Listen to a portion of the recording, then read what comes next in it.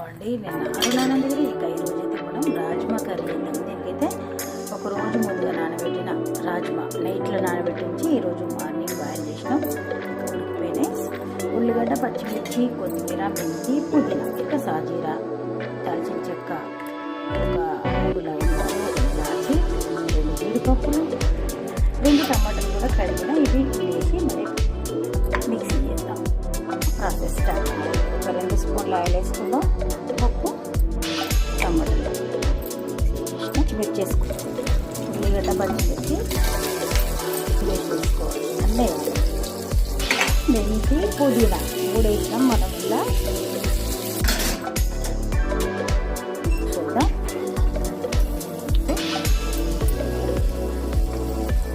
జీడిపప్పు పేస్ట్ వేసేసాం. తర్వాత చూడండి ఎంత చక్కగా అయిందండి మన రాజ్మా కర్రీ రెడీ.